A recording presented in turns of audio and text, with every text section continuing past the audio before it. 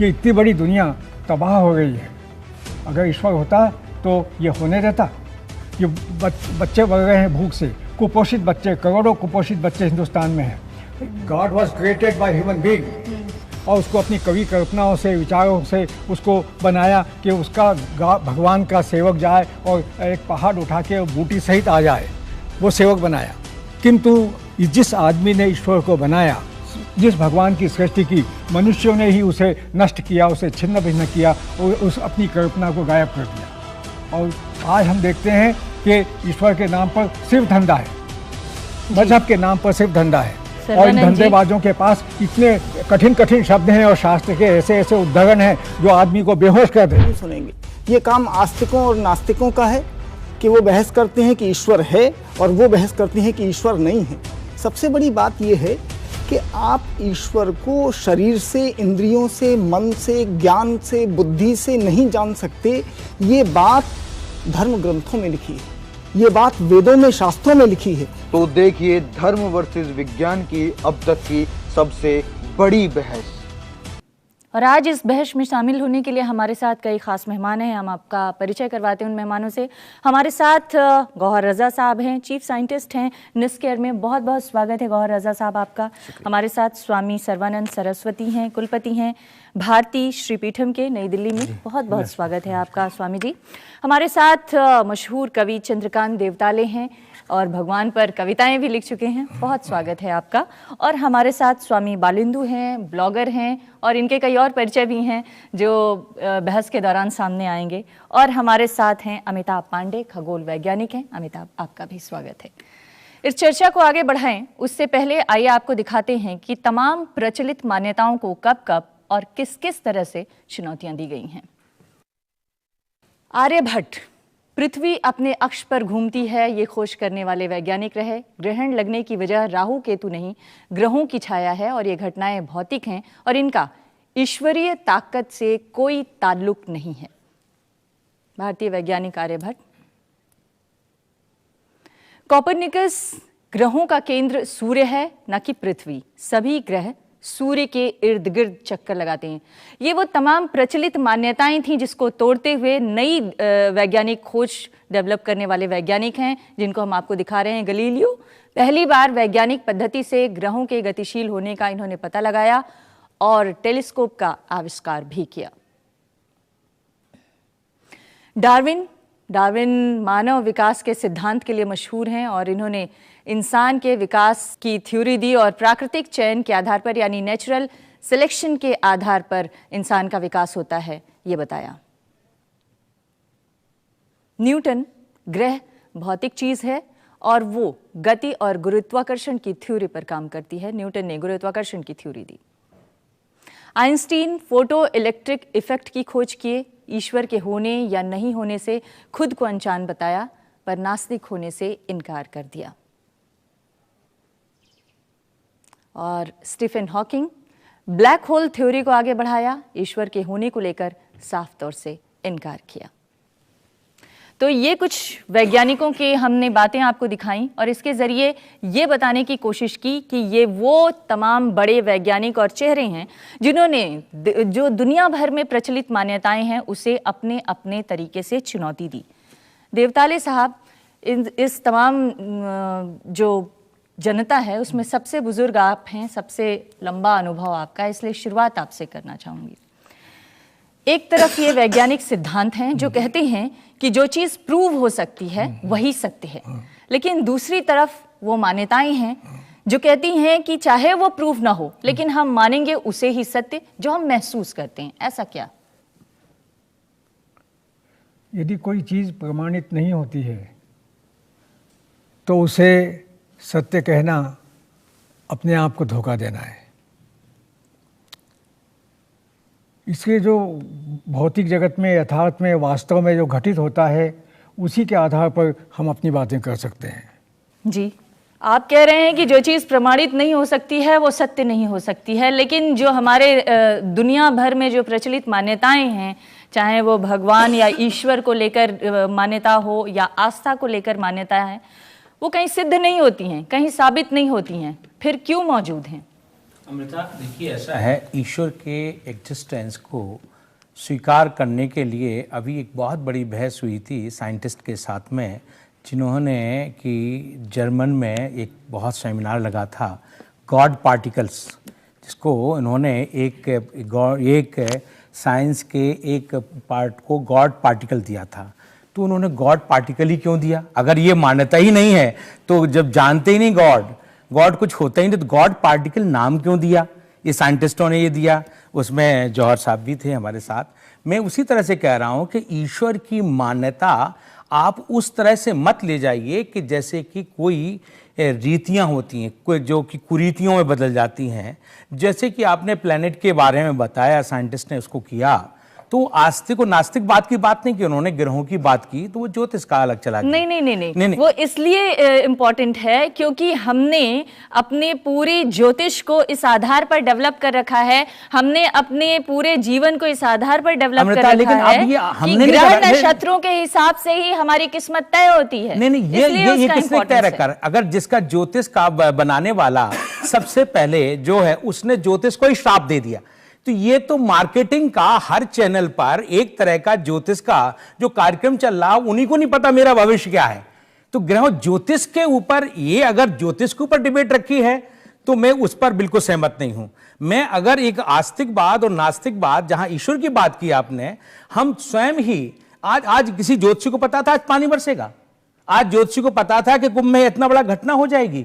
ज्योतिषी जिस तरह से साइकोलॉजी का प्रयोग करते हैं, ज्योतिषी जिस तरह से एक तरह से दूसरे को डराते हैं, ऐसे ज्योतिषियों को हम स्वयं लताड़ते हैं। लेकिन ज्योतिष एक शास्त्र है, उसको अगर आप पढ़ें तो ज्योतिष एक टार्च का काम करती है कि उसने टॉर्च जलाई कि यहां स्नेक है, आप इससे बचकर जाइए। ये ज्योतिष उपाय नहीं है, वही साइंटिस्ट कह रहे हैं जो आपने बताया। लेकिन जो आप बता रही कि जिस तरह से हमारे बुजुर्ग ने कहा, तो उन्होंने एक ही बात, सत्यम परम धीमहि, ये सत्य है कि आपका एग्जिस्टेंस है, सत्य है कि आप कुछ जो है बोल रहे हैं। जी गौहर साहब, सत्य क्या है?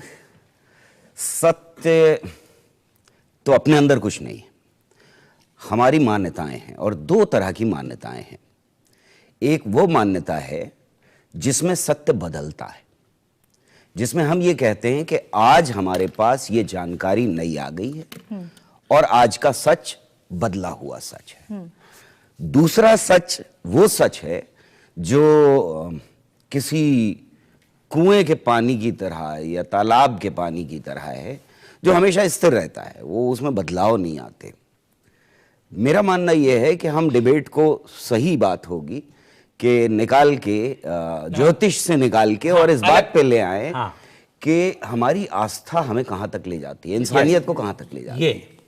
लेकिन शुरुआत करना चाहता थोड़ा सत्य को दो जगह मत ले जाइए, ना चाहे कुरान शरीफ ले जाए चाहे गीता में ले जाइए। सत्य, एक बार गौहर साहब को मैं वहां से बात शुरू करना चाहता हूं जहां से मैंने ये सवाल अपने बचपन में सोचने शुरू किया।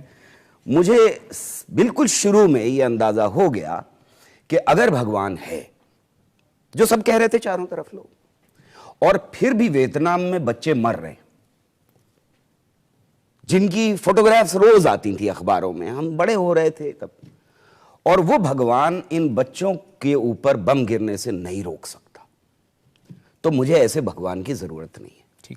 मैं उस भगवान से मोहब्बत नहीं कर सकता, मैं उस भगवान के आगे हाथ नहीं झुका सकता, मैं नमाज नहीं पढ़ सकता, मैं मस्जिद में नहीं जा सकता उस भगवान के लिए जिसमें ताकत है और नहीं रोक पा रहा।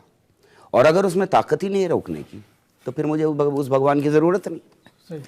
तो यहां से मेरी नास्तिकता शुरू होती है, और अब मैं 55 साल 56 साल का हो चुका हूं, कभी मुझे उस भगवान की जरूरत नहीं पड़ी जिसकी बाकी लोगों को जरूरत पड़ती। जी अमिताभ, मुझे अभी देवताली जी की कविता याद आ गई, और मैं दो उसके छोटा सा हिस्सा पढ़ना चाहूँगा कि अखबार के चेहरे पर जिस वक्त 3 बच्चे आइसक्रीम खाते हंस रहे हैं, उसी वक्त 20 पैसे में सामान ढोने के लिए लुका छिपी करते बच्चों के पुट्ठों पर पुलिस वालों की बेंतें उमच रही हैं। ईश्वर होता तो इतनी देर में उसकी देह कोड़ से गलने लगती, सत्य होता तो अपनी न्यायाधीश की कुर्सी से उतरकर जलती सलाखें आंखों में खुपस लेता, सुंदर होता तो वह अपने चेहरे पर तेजाब पोत अंधे कुएं में कूद गया होता। लेकिन अगर वो होता तब तो ये एक जो सवाल है कि अगर वो सर्वशक्तिमान है कोई, जैसा कहते हैं लोग, उसके कोई विज्ञान में कोई भी ऐसे सर्वशक्तिमान उनका प्रमाण नहीं मिला है। बोलते फोर्स है, कोई ताकत है, तो हम 4-5 फोर्सेस को जानते हैं। एक आपका इलेक्ट्रिक फोर्स था, पहले मैग्नेटिक फोर्स था, दोनों को जोड़ के बना दिया इलेक्ट्रोमैग्नेटिक फोर्स। फिर एक फोर्स था आपका जैसे नाभिक के अंदर फोर्स मिला, 2 तरह के फोर्स मिले। एक था आपका weak force, weak nuclear force, एक स्ट्रॉन्ग न्यूक्लियर फोर्स। तो वीक फोर्स को इलेक्ट्रोमैग्नेटिक फोर्स से बना के इलेक्ट्रो वीक फोर्स बना दिया गया। अब वैज्ञानिक इन सबको जोड़ के कल्पना कर रहे हैं कोई ऐसी एक फोर्स होगी जो फिजिकल चीज है। इनके पार्टिकल है जो ढूंढे गए हैं, जैसे लाइट का जो पार्टिकल होता है फोटोन, वो इलेक्ट्रोमैग्नेटिक फोर्स को कैरी करता है। स्ट्रॉन्ग फोर्स का पार्टिकल ग्लूऑन जो नाभिक में प्रोटॉन्स को जोड़ अंदर संभाल के रखता है और प्रोटॉन के अंदर क्वार्क्स को जोड़ के रखता है। तो ये सारे विज्ञान की तलाश है कि जो दुनिया कैसे बनी, कहाँ से आई, कैसे चल रही है, इसमें किसी भी बनाने वाले का किसी भी तरह का कोई अस्तित्व का प्रमाण दिखता नहीं है। या तो बहुत वो छलिया है, हमसे मजाक कर रहा है, हमें धोखा दे रहा है, और नहीं तो वाकई कुछ नहीं है। और अगर है तो ये सब क्यों हो रहा है? बालेंदु जी, देखिए, विज्ञान तो कहता है कि ईश्वर जैसी कोई शक्ति नहीं है, कोई मास्टर पावर नहीं है, लेकिन आप ईश्वर को मानते हुए फिर उससे दूर चले गए, ऐसा क्यों किया आपने? मैं धर्म को, ईश्वर को, सबको मानता था, बहुत बड़ा धार्मिक था, विश्वासी था, परंतु मैं नास्तिक बन गया। सबसे बड़ी बात यह है कि प्रत्यक्ष को प्रमाण की आवश्यकता नहीं होती और सत्य को विश्वास की आवश्यकता नहीं होती। जहां पर आपसे कोई कहे कि आप विश्वास करिए, क्योंकि जो सत्य है वो तो सत्य है ही है। आग का काम है जलाना, वो जलाएगी, आप विश्वास करो या मत करो, कोई फर्क नहीं पड़ता। आग का जो काम है वो आग करेगी। इसी तरह से जो ईश्वर की बात है, ये एक आस्था की बात है। इसमें आप प्रमाण खोजने मत जाइए। वैज्ञानिकों से आप कभी वैज्ञानिकों से ये नहीं सुनेंगे, उनको बहस करते नहीं सुनेंगे। ये काम आस्तिकों और नास्तिकों का है कि वो बहस करते हैं कि ईश्वर है और वो बहस करते हैं कि ईश्वर नहीं है। सबसे बड़ी बात यह है कि आप ईश्वर को शरीर से, इंद्रियों से, मन से, ज्ञान से, बुद्धि से नहीं जान सकते। ये बात धर्म ग्रंथों में लिखी है, ये बात वेदों में, शास्त्रों में लिखी है। फिर मेरे समझ में नहीं आता कि आस्तिक लोग, ये धार्मिक लोग क्यों अपना माथा खोपड़ी खराब करते रहते हैं प्रमाण दे देकर कि ये ईश्वर है, ईश्वर है। अरे भाई, तुम्हारे शास्त्रों में खुद ही लिखा है कि आप ईश्वर को इंद्रियों से, बुद्धि से, मन से, ज्ञान से नहीं जान सकते। ये आस्था और विश्वास का विषय है। आप विश्वास कर लीजिए, बहुत अच्छी बात है। अब उसको खोजने मत जाइए कि ईश्वर कहाँ है। जी, तो दरअसल ईश्वर जो है हमारी तमाम कमजोरियों का एक पुलिंदा है, जिसके आगे जाकर हम उन तमाम कमजोरियों के लिए अपने आप में एक ताकत ढूंढते हैं। आपने जो प्रथम प्रश्न किया था उसका मैंने सटीक 2 पंक्तियों में जवाब दिया था। मैं अब अपनी बात कहना चाहता हूँ। बिल्कुल। बचपन से मैंने ये देखा कि एक बगीचा है और एक बागवान है, और उसका बागवान है तो बगीचा उजड़ता नहीं है, और जब बागवान गायब हो जाता है और तो वो बगीचा उजड़ जाता है। जिस घर में माँ है वहाँ बच्चे हंस रहे हैं, खेल रहे हैं। जिस घर में पिता है वहाँ सब कुछ है।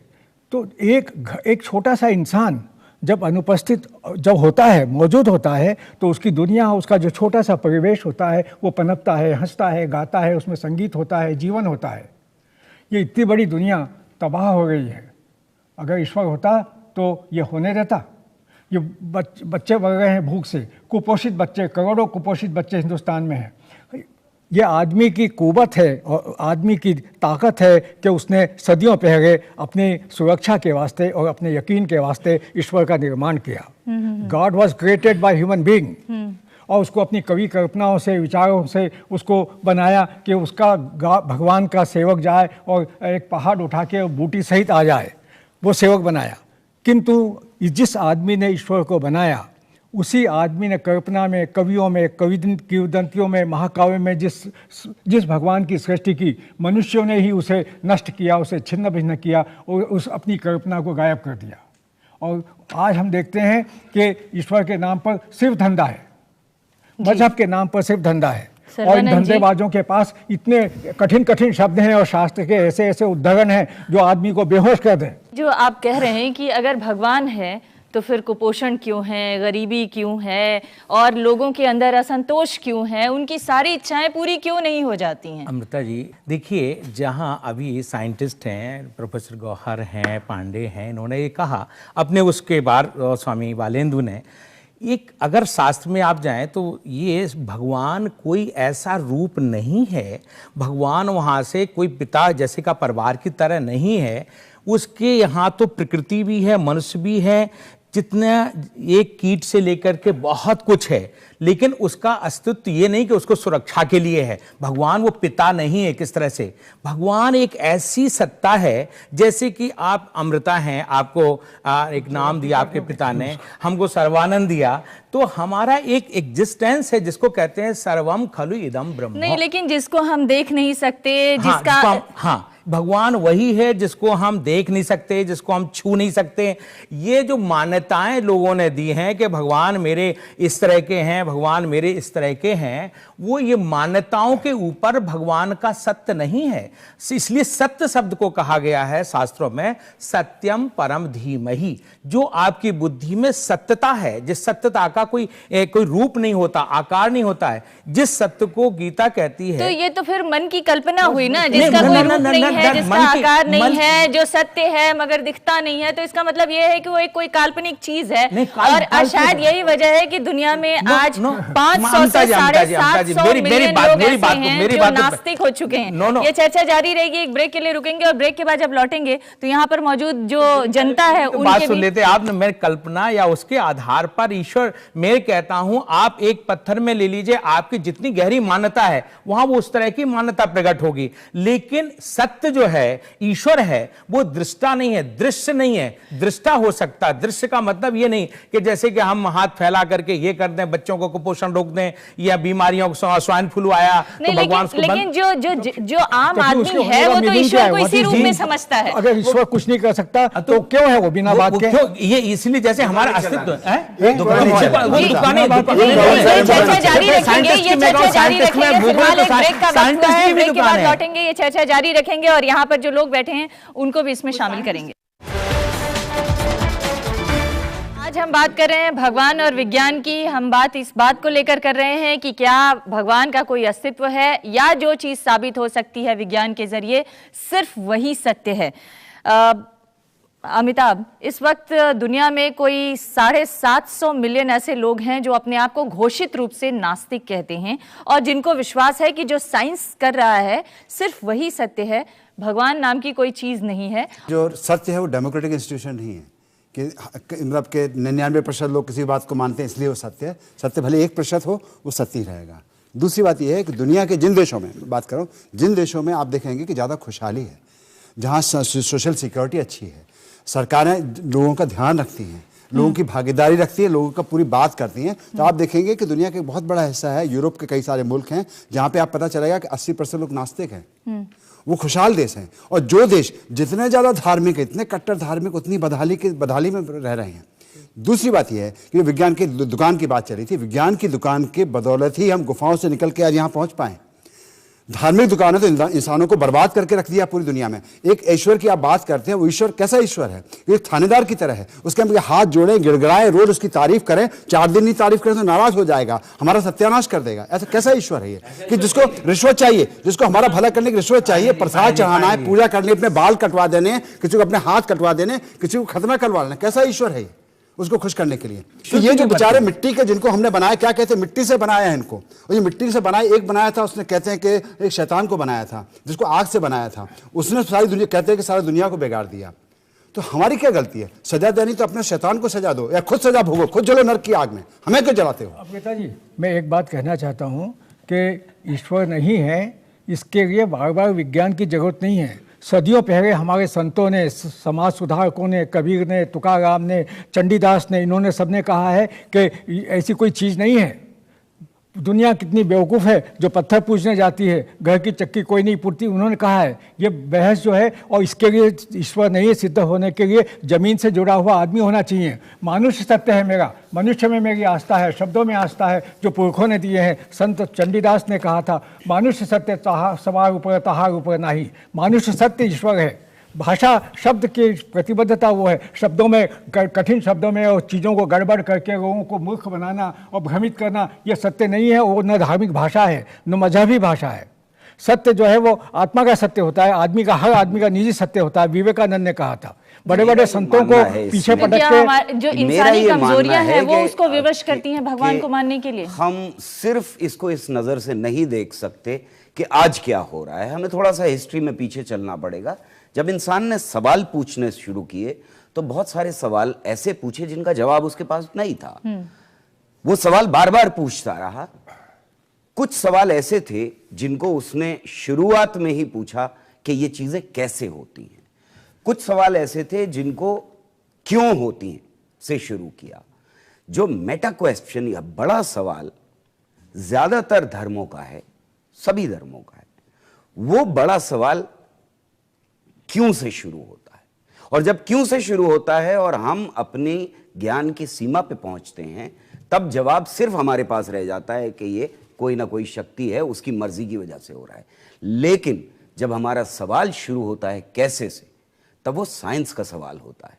और वो साइंस का सवाल हमें जब ज्ञान की अपने सीमा पर ले जाता है, तो वो सवाल का जवाब आता है कि आज हमें नहीं मालूम, कल हमारी जानकारी और बढ़ेगी तो हमें पता लग जाएगा।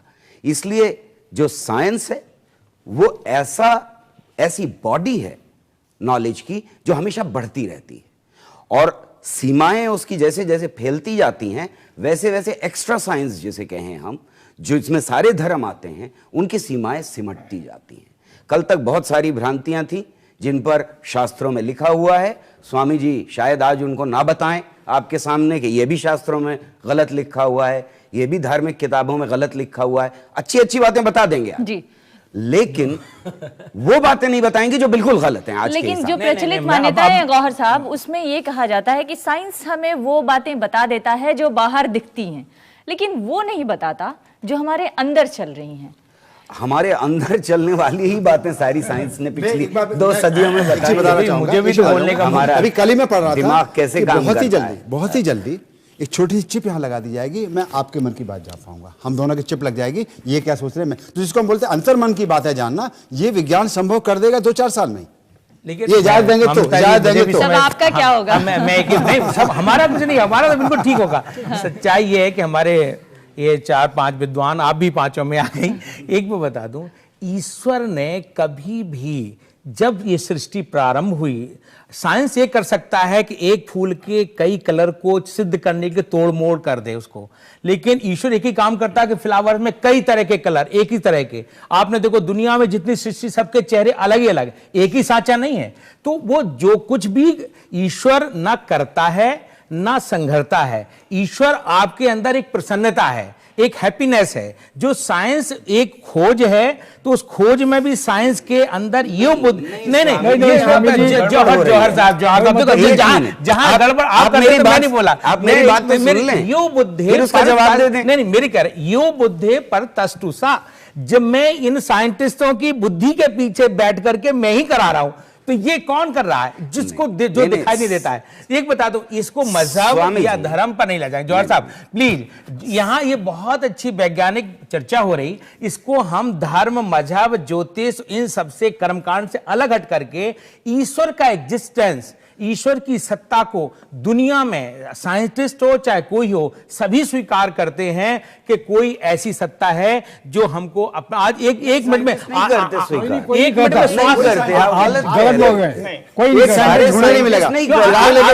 श्वास को आप ले सकते हैं, ऐसी चिप लगा। अच्छा बोलिए। मैं तो सिर्फ इसी चीज पे आने जा रहा था कि साइंस का ये सवाल ही नहीं है कि ईश्वर है या नहीं। इसलिए अगर साइंटिस्ट हो सकता है कि कोई मानता हो ईश्वर को, लेकिन साइंस ईश्वर को मानेगी ये सवाल ही पैदा नहीं होता, क्योंकि ये साइंस का सवाल ही नहीं है। न्यूटन, देखिए ऐसा है, फर्क क्या है, फर्क क्या है इस ज्ञान में जी। Fundamental question of science is to find the truth. Eventually अगर गॉड है या नहीं वो साइंटिस्ट ही ढूंढ के बताएगा। लेकिन एक minute, the approach that we are taking for this discussion is going in a different direction. God का डेफिनेशन क्या है, आप उससे स्टार्ट करके गॉड को नहीं ढूंढ सकते हो। You can't start off saying कि भगवान ने वियतनाम में बॉम्ब क्यों गिरा, वहां पे लोग क्यों मरे, उस डेफिनेशन से अगर आप स्टार्ट कर रहे हो तो आप भगवान को नहीं ढूंढ पाओगे। हाँ, आपने तो ऑलरेडी एक डेफिनेशन के अंदर बना दिया भगवान को, और अब आप कह रहे हो कि चलो इस डेफिनेशन के हिसाब से चलो भगवान को ढूंढते हैं। You have to stop that. You have to step back and start from a fresh mind, from the scratch, and try to figure out कि what is God. ये नहीं सोचिए कि क्योंकि वो चीज हो रहा है वहां पे, क्योंकि भगवान ने वो चीज नहीं होनी देनी चाहिए थी वहां पे, इसलिए God does not exist. That is the wrong approach. And I am very, very clear that अगर भगवान है, मैं अपने आप को एग्नोस्टिक मानता हूं। भगवान है या नहीं, I think it's a very personal question.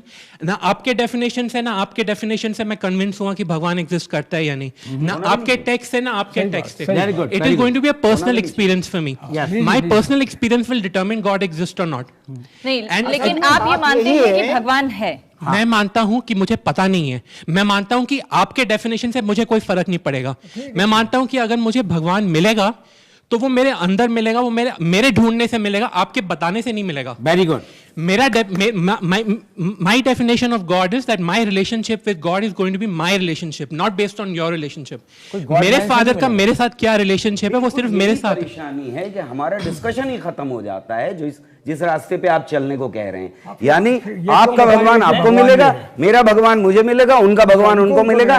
Discussion की पॉसिबिलिटी सारी खत्म हो गई।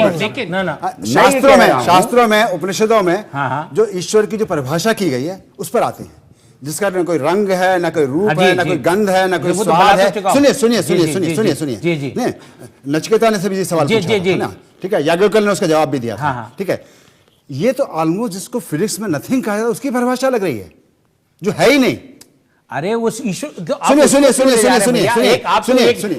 उस तरह का बना करके उसके ऊपर ला रहे हैं। सुनिए, मेरी परिभाषा नहीं, ये मेरी परिभाषा नहीं। फ्लावर में कोई सुनिए मेरी परिभाषा नहीं है। जितनी भी परिभाषा को अलग अलग तरीके से अपने स्वार्थ के हिसाब से परिभाषित किया है। कोई ज्ञान की तलाश कर रहा था, कोई अपना कोई राज्य चलाना था, सत्ता चलानी थी, उसके लिए एक ईश्वर गढ़ा जो कि डंडा लेके खड़ा हुआ है सर पे। सर फोड़ दूंगा मुझे नहीं मानोगे तो, तुम्हारा गला काट दूंगा मुझे नहीं मानोगे तो। एक ईश्वर चला रहा है।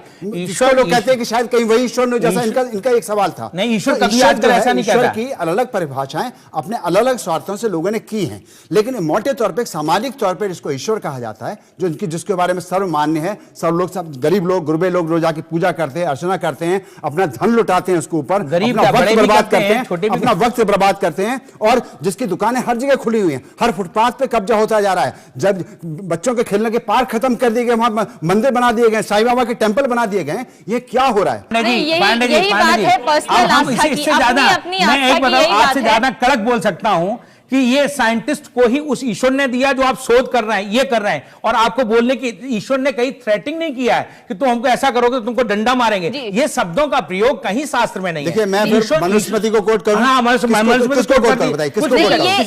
ये चर्चा जारी रखेंगे। यहाँ पे जो बहस हो रही है उसमें एक बात तो साइंस पर आइए, आइए साइंस पर आते हैं। भगवान के जो मानने वाले हैं वो इस बात के लिए तैयार नहीं है कि भगवान को सिद्ध किया जा सके या न किया जा सके, लेकिन भगवान है। हम आस्था को मानते हैं, लेकिन जो विज्ञान है आज वही बड़े पद पे पहुंचा रहा है, वो इस पे पहुंचा रहा है। ब्रेक के बाद आएंगे तो आप ही से इस चर्चा को शुरुआत करेंगे। बने रहिएगा हमारे साथ, एक ब्रेक ले लो। तो आज हम बात कर रहे हैं विज्ञान और भगवान की, और दुनिया भर में ऐसे तमाम उदाहरण हैं जब जब भगवान की आस्था को चुनौती दी गई है, तब जो है उसे तरह तरह की मुश्किलों का सामना करना पड़ा है। एक कवि के बारे में मैं पढ़ रही थी, पीवी शेली, जो अंग्रेजी के बहुत मशहूर कवि हैं, उनको ऑक्सफोर्ड से निकाल दिया गया था सिर्फ नास्तिक होने की वजह से। आप अपना सवाल पूछिए, क्या कहना चाह रहे हैं? जी, मेरा ये पूछना है कि आप जैसे जानते होंगे कि भगवान के नाम पे इस दुनिया में लाखों युद्ध होते हैं। एक इंस्टीट्यूशन साइंस है, एक इंस्टीट्यूशन रिलीजन है। मैं रिलीजन और भगवान को जोड़ नहीं रहा हूं, बस मैं ये बोल रहा हूं कि भगवान एक रिलीजन का प्रतिनिधि है, तो वो प्रतिनिधि बैठ करके ये सब देखता रहता है। साइंस के नाम पे आज तक आप मुझे एक युग बता दीजिए जो साइंस में आपस में साइंस ने स्टार्ट किया हो। रिलीजन के जो गुरु हैं, जो भगवान हैं, उनकी वजह से आज दुनिया को इतना नुकसान उठाना पड़ रहा है। चारों तरफ इतने ज्यादा हमारे आतंकवादी हमले हो रहे हैं। अभी रिसेंटली हैदराबाद में बम ब्लास्ट हुआ है। ये सब क्या है? ये सब हमारे को धर्म का देन है। और धर्म किसके लिए? ईश्वर के लिए। उस ईश्वर के लिए ये सब हो रहा है और वो आंखें बंद करके वहां सत्ता में बैठा हुआ देख रहा है कि 6000 साल बाद कलयुग खत्म होगा, फिर वो सजा देगा, और आज यहां लोग मर रहे हैं, उनको बचाने कौन आएगा? जी, इस बहस का कोई अंत नहीं है और जितनी सूक्तियां और ज्ञान और पांडित्य का प्रदर्शन है वो मनुष्य के सहज विवेक, सामान्य चेतना और साधारण आदमी की सोच समझ से बाहर है। मेरा फिर अंतिम रूप से ये कहना है कि मनुष्य ने अपनी सुरक्षा के वास्ते, अपने सरोकारों के वास्ते जिस तरह से बीजू का खेत में बना देते हैं, जिस तरह से पत्थर का गांव के अंदर एक गांव का देवता बना देते हैं कि गांव की सुरक्षा बनी रहेगी, काटी गांव जैसे गांव में जहां लोग घास खाते थे वहां भी एक देवता बना हुआ था, ईश्वर का निर्माण किया है और सदियों से उसको बड़ा बना दिया। अब मेरा ये निवेदन है कि उस ईश्वर को मनुष्य ने ही अपनी करतूतों से छिन्न भिन्न किया है। अब आज की बहस से मुझे लगता है कि आप विज्ञान को भी भगवान बना देंगे। जी, हम एक ही बात, भगवान और आस्था की जो बातें डाइवर्ट हो रही हैं, जो धर्म की बात जा रही हैं, मैं एक ही बात जानता हूं, हर इंसान, हर बच्चा अपने अंदर समझता निगेटिविटी और पॉजिटिविटी। हर व्यक्ति चाहता है कि मैं आईएएस बनना, आईपीएस बनना, तो अपने अंदर उस ईश्वर से, अपनी एनर्जी से वो बात करता है जिसका ना रूप है, ना रंग है, ना कुछ है। वो किसी तरह से अगर किसी भगवान के पास भी जाता है, कहीं कोई देव मंदिर बना है, तो वो अपनी पॉजिटिविटी के लिए जाता, निगेटिविटी के लिए नहीं जाता कि मैं मेरे पॉजिटिव। भगवान ने कोई भी इस तरह इसका इंसान का रूप धारण करके ना उसको संहार किया, ना उसका पालन किया। भगवान एक सबके अंदर है, ना वो धर्म है, ना मजहब है, ना संप्रदाय है। ये नीचे के लोगों ने, आपने देखा होगा, चर्च जो जाती है ऊंचाई पर एक सा है, देखिए आकाश को छूती है, मस्जिद को सुनते सुनते कान बंद है, काम पर वो अलग है, वो अलग है, भगवान अलग है, जो सवाल लगातार यही अपॉलॉजी दी जाती। आप ईश्वर की सत्ता को अपने अंदर,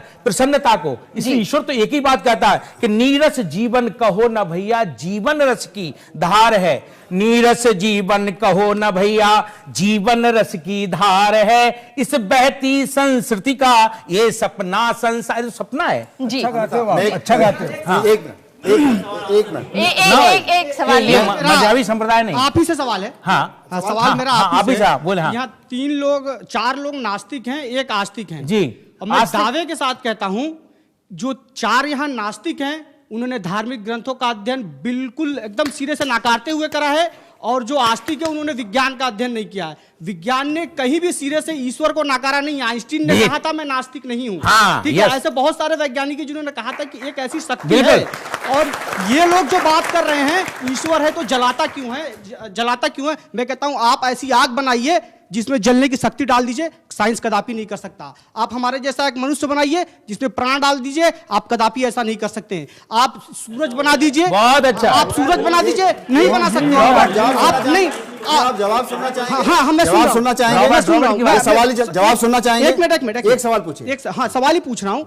वो साइंस ने, ईश्वर ने कहीं ऐसा नहीं कहा तुम बम पटकना। ईश्वर ने बात सवाल पूछ चुके, 5वां सवाल पूछना है बाबू। नहीं, आपकी बात को कहना, आपने कहा ना ईश्वर है तो वो मुझे खाना नहीं देता, मार देता है। हाँ। ईश्वर ने कभी ऐसा नहीं कहा कि तुम बम पटको मारो या खाना दो। ईश्वर ने बुद्धिमत्ता की बात की है अपने विवेक से। जब वहां आग लग रही थी तो आप घर पे बचाने क्यों नहीं गए? यानी आप अपने धर्म को गलत मान रहे हैं। आप जवाब भी सुन लीजिए अमिताभ। मैं ये जवाब एक कविता से दे रहा हूं, देताले सर की। कानों में आवाज आई मां की थी, धरती पर ढूंढो दुखों की जड़ें यही हैं, जिससे घबराए बाप तुम्हारे तकते हैं आसमान। हमारे सारे सुख दुख की जड़ यही इसी जमीन में है, किसी ऊपर आसमान में नहीं है, ना किसी आसमान किसने कहा आसमान में? सुनिए पहले सुन लीजिए, सुनना भी सीख लीजिए, यथार्थ में जाइए ना, सुनना भी सीख लीजिए, सुनना भी सीख लीजिए। सुनना भी सीखिए। धर्मों के अंदर भाईचारा, मोहब्बत भी कहीं कहीं है, लेकिन सारे धर्मों के अंदर नफरत, घृणा दूसरे इंसानों से उतनी ही है जितनी मोहब्बत की बात की जाती है। कोई ये बात कहीं नहीं लिखी है। सुनिए, अब से धार्मिक ग्रंथ मैं कोट करता हूं वाल्मीकि रामायण में। सुनिए, अब वाल्मीकि रामायण पढ़िए आपने?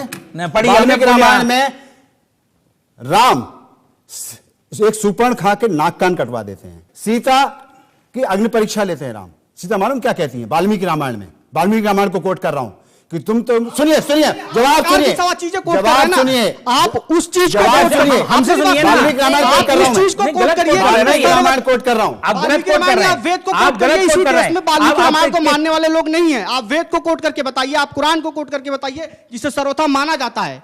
आज भी इस देश में दिल्ली विश्वविद्यालय में ऐसे लोग हैं जो राम की अग्नि सीता की अग्नि परीक्षा को नहीं मानते, जिसे नहीं मानते। आप वेद और कुरान आपका कह दीजिए ये धर्म मानेंगे जब आप नहीं मानेंगे। मेरी भी पांडे जी, अमिताभ एक मिनट, अमिताभ देखिए ऐसा है कि अगर हम बायस्ड स्टडी करना चाहें, आंखें बंद करके करना चाहें, तो फिर हमें धर्म के अंदर कुछ भी बुरा दिखाई नहीं देगा, जैसे ज्यादातर लाखों करोड़ों लोगों को नहीं दिखाई देता है। लेकिन हर धर्म के अंदर नफरत घृणा उतनी ही मौजूद है, वरना मैं अपना धर्म मानूंगा ही नहीं। मैं अपने धर्म को बेहतर समझता हूं दूसरे से, तभी मैं अपना धर्म मानता हूं।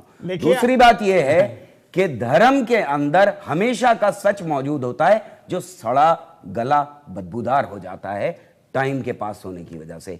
आप बात कर रहे हैं बेहद पुरानी किताबों की, आप जहर खाना चाहते हैं तो क्या फर्क पड़ता है कि आप किस धर्म का जहर खाना चाहते हैं। जिसका बिग बैंग थ्योरी जो ये मानते हैं, उससे कोई फर्क नहीं पड़ता। नहीं, एक मिनट आप बात यह है कि सारे धर्मों के अंदर नफरत मौजूद है, सारे धर्म मोहब्बत की भी बात करते हैं।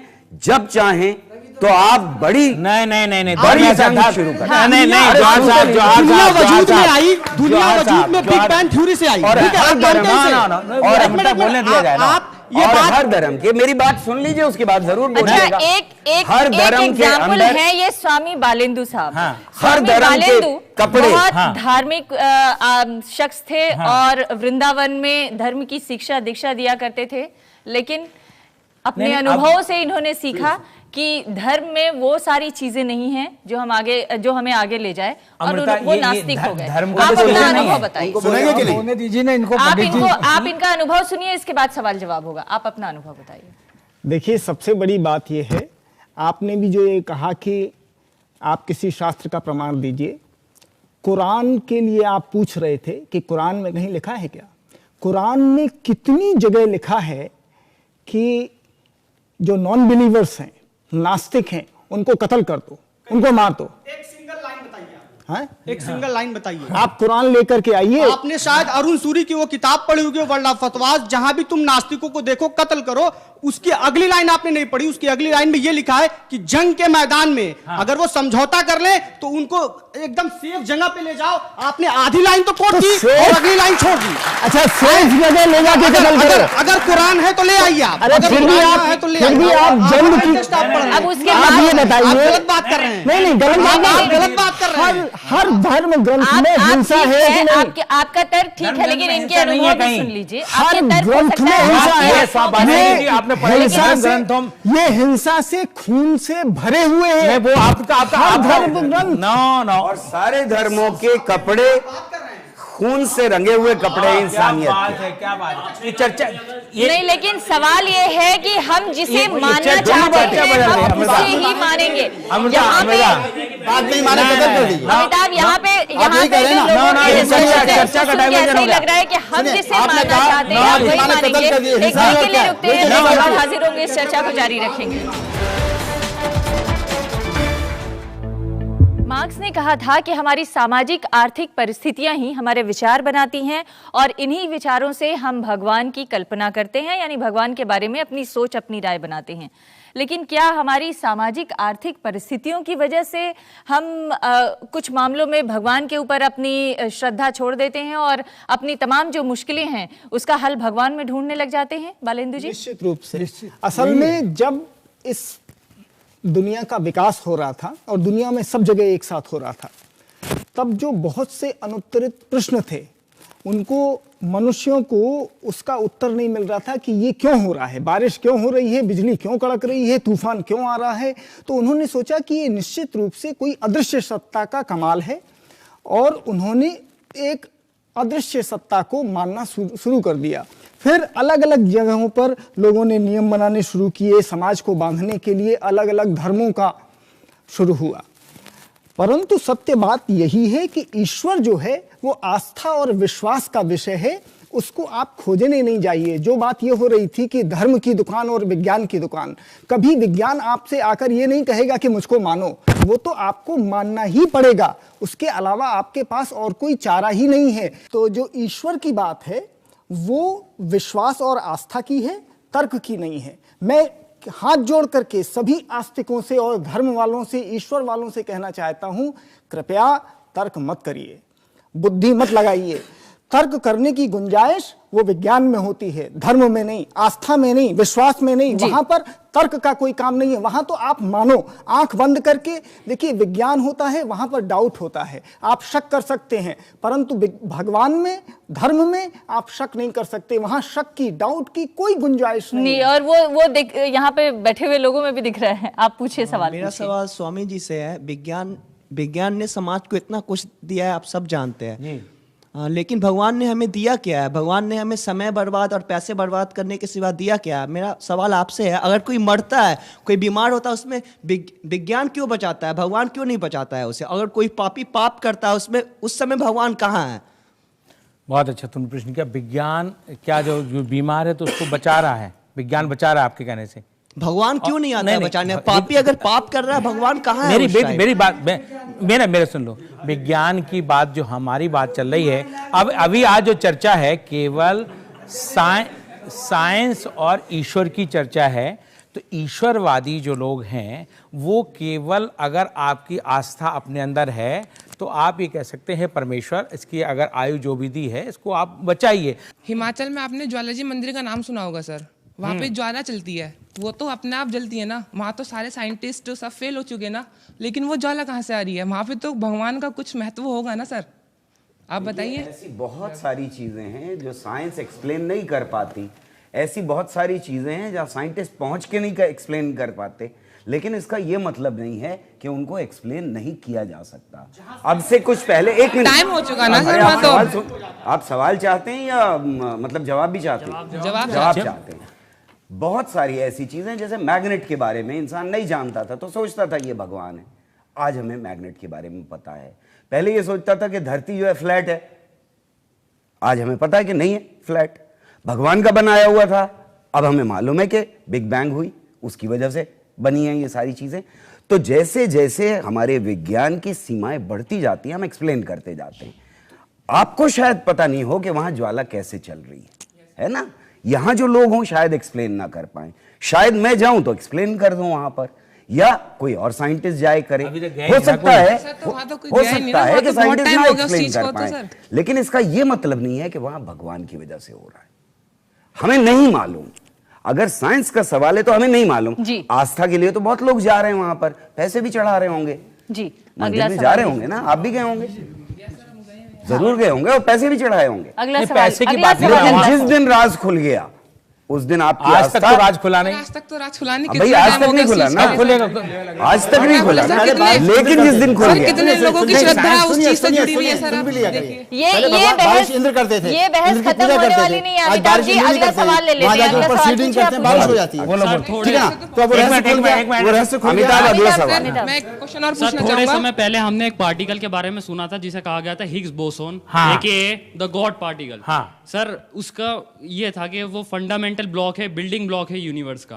तो मोस्ट ऑफ द रिलीजन्स भी यही मानते हैं कि गॉड एक है और उसने यूनिवर्स क्रिएट किया है। तो क्या स्पिरिचुअलिटी और साइंस एक ही सेम पेज पे नहीं है?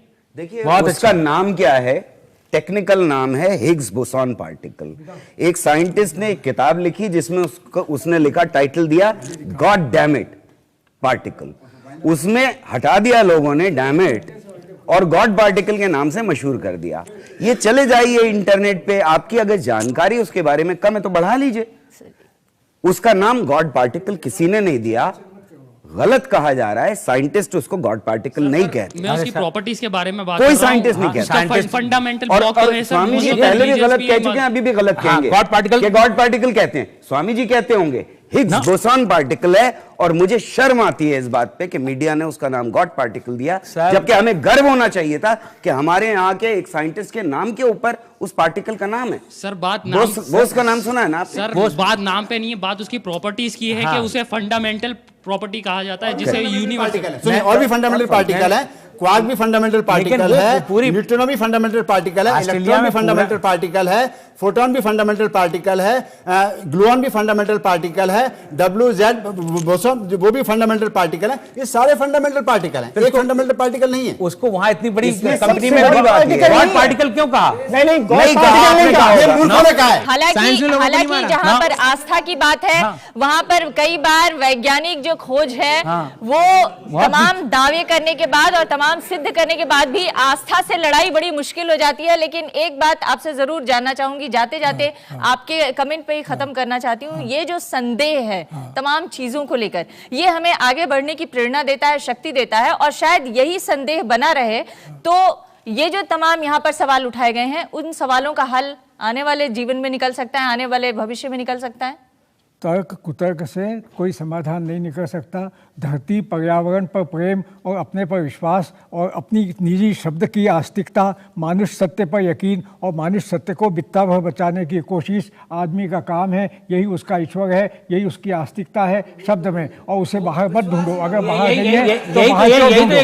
तो ठीक है, तो यही सब कह रहे हैं, यही तो चाहते हैं। और बाकी ये जो मंदिर फंदिर जो है, ये भगवे कपड़े, ये सब पाखंड है और ये सब जनता को फैलाने की चीज़ है। विश्वास अपने ऊपर रखें, दूसरों के ऊपर न रखें, सवाल यही है। और शायद इस चर्चा का अंत भी यही होगा कि विश्वास अपने ऊपर रखें और इसी विश्वास की बदौलत आप आगे बढ़ने की और विज्ञान के हिसाब से तरक्की करने की सोचें। जैसे जैसे विज्ञान आया आपके जीवन में तरक्की आई। जब आप पुरातन पंथ के जमाने से लेके आज तक जो आगे बढ़े हैं, यहाँ तक जो पहुंचे हैं, ये विज्ञान की ही बदौलत है। और शायद अगर आप विज्ञान में इतना ही भरोसा और आस्था रखेंगे तो आने वाले दिनों में आपका जीवन और आगे जा सकता है। बहुत बहुत धन्यवाद आप सभी का इस कार्यक्रम में शामिल होने के लिए। नमस्कार।